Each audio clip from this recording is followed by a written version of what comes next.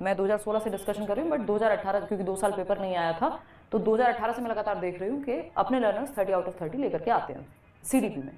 तो स्टार्ट करते हैं, समझते हैं एक एक चीज़ को कि किस टॉपिक की वेटेज कितनी है, कौन से वो टॉपिक्स हैं जिन्हें कोई नहीं छेड़ सकता, जिनका वेटेज एज इट इज़ रहता है हर बार पेपर में, चाहे पैटर्न बदले, दुनिया खत्म हो, ये सेम रहते हैं। ये तो खैर क्वेश्चन है एक। अच्छा, ये ध्यान रखिएगा, ये जो असर्शन और रीजनिंग के क्वेश्चन हैं, ये कितने क्वेश्चन आ रहे हैं, क्या सारे क्वेश्चन यही आ जा रहे हैं? नहीं, हमें सही से एनालाइज करना है। 4 क्वेश्चन पेपर 1 में और 6 से 7 क्वेश्चन आ जा रहे हैं पेपर 2 क्वेश्चन का अंतर रहता है। तो ये तो एक नया चेंज है। टॉपिक सेम है, बस क्वेश्चन पूछने का तरीका बदल जाता है, बाकी सब कुछ सेम है। समझते हैं एक-एक करके, सारी चीज़ों पे आएंगे, प्रॉपर एक क्रिटिकल एनालिसिस करेंगे। अगर हम देखें यहाँ पे जो लोग बैच में पढ़ने के इच्छुक हैं वो करियरविल ऐप डाउनलोड करके वहाँ से एनरोल कर लीजिएगा, उस पर चर्चा बाद में करेंगे, देख लीजिए एक बार। हम देखें तो ये 3 सेक्शन हैं जिनसे CDP child development and pedagogy बनता है, और ये पूरा सिलेबस है।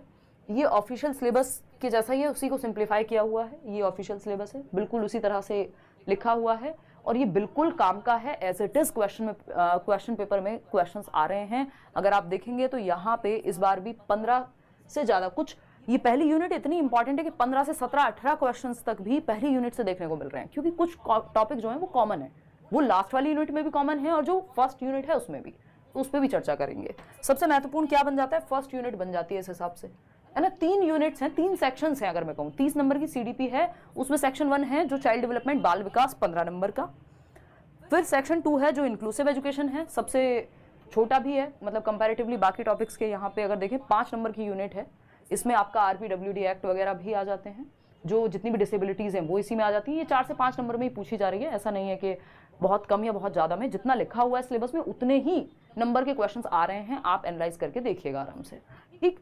लर्निंग एंड पेडागोजी, ये भी 3rd यूनिट है। इसके कई टॉपिक्स ऐसे हैं जो फर्स्ट यूनिट में कवर हो जाते हैं, जैसे लर्निंग के कुछ कॉन्सेप्ट्स हैं जो इंडिविजुअल डिफरेंसेस से लेके वाइगॉस्की की थियोरी से लेके आपको हेल्प कर देते हैं इस यूनिट के क्वेश्चन सॉल्व करने में।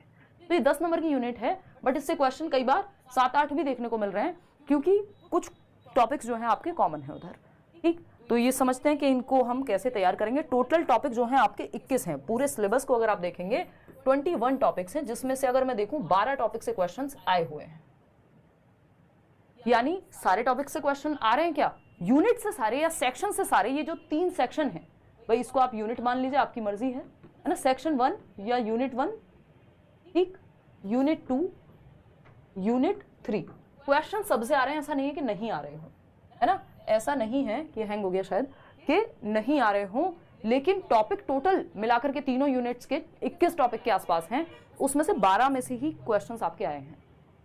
तो 12 इंपॉर्टेंट टॉपिक कौन से हैं, और ये पैटर्न हर बार रिपीट होता हुआ नजर आ रहा है। जैसे पियाजे, वाइगॉस्की, कोहलबर्ग मिलाकर के, पियाजे, वाइगॉस्की, कोहलबर्ग 8 क्वेश्चन आते हैं इन 3 टॉपिक से आते हैं। यूनिट 1 पे बात करते हैं पहले, फिर सिलेबस को डिटेल में चर्चा करेंगे, सिलेबस से समझेंगे कुछ चीज़। देखिए 3 सेक्शन में 30 नंबर डिवाइडेड हैं। अब ऐसा नहीं है कि 10-10-10 में डिवाइडेड हो, नहीं। अगर हम देखें सेक्शन 1 या यूनिट 1 जो कि चाइल्ड डेवलपमेंट बाल विकास है, ये है आपकी 15 नंबर की यूनिट, और ये 15 दिखने की है। वैसे अगर आप पेपर में देखेंगे तो 18 क्वेश्चंस तक भी इस यूनिट से आ रहे हैं। अगर आप रिलेट करके देखें 15 तो मिनिमम ही है कि आने हैं, क्योंकि ये सबसे महत्वपूर्ण है, सबसे बड़ी यूनिट भी यही है, ठीक है। अब सेकंड है इंक्लूसिव एजुकेशन, समावेशी शिक्षा कह देते हैं जिसको हम, 5 नंबर इसकी वैल्यू है।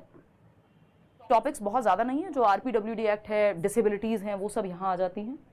अगर मैं बात करूँ पेडागोजी की, और वो कौन से टॉपिक्स हैं जो सिलेबस में मैंशनड नहीं है बट आते रहे हैं और शायद आते रहेंगे, पिछले 2-3 बार से नहीं आ रहे हैं, जैसे RTE, NCF, NET, ठीक।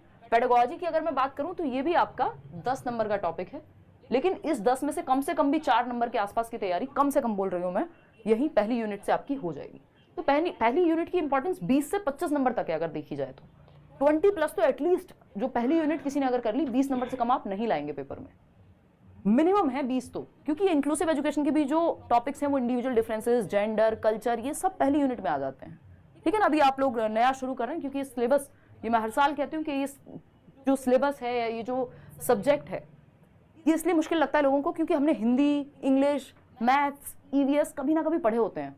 ये ऐसा टॉपिक या ये एक ऐसा सब्जेक्ट हो जाता है, टीचिंग मेथोडोलॉजी या पेडागोजी या चाइल्ड डेवलपमेंट या एजुकेशनल साइकोलॉजी या ये जो पॉलिसीज़ हैं जिनको हमने अलग से कभी पढ़ा नहीं होता बचपन से, तो हमारे लिए नया हो जाता है। कई बार BEd, DLEd, BTC, इन सब में भी हम बस खाना पूर्ति के लिए पेपर में लिख करके आ जाते हैं, तो या कॉन्सेप्ट्स क्लियर उतने अच्छे से नहीं होते, फिर हमें सीटेट में दिक्कत होती है।